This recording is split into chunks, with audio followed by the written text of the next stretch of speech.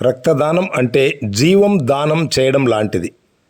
మనం ఇచ్చే ఒక యూనిట్ రక్తం ద్వారా 3 జీవితాలు రక్షించవచ్చు. ఇది చాలా చిన్న పని అయినా ఎవరో ఒకరికి అది జీవితం అవుతుంది.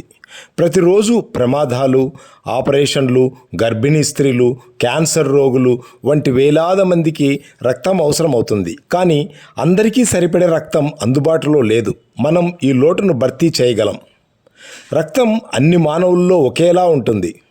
ఇది కులం, మతం, భాష, వైశిష్టం తేడా తెలియదు. అందుకే రక్తదానం మానవత్వాన్ని గుర్తు చేస్తుంది.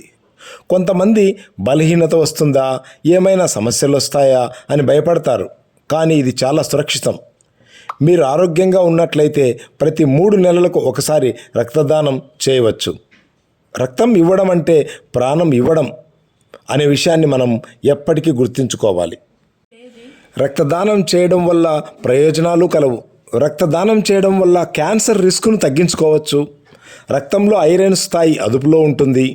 గుండెకు సంబంధిత వ్యాధులను నివారించడం రక్తదానం చేయడం మంచిది. రక్తపోటును నియంత్రించడంలో సహాయపడుతుంది. కాలేయ సంబంధిత వ్యాధులను నివారిస్తుంది. మన శరీరంలో కొలెస్ట్రాల్ మరియు బరువు తగ్గుతుంది.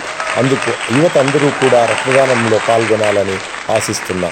థ్యాంక్ యూ ఉండాలి.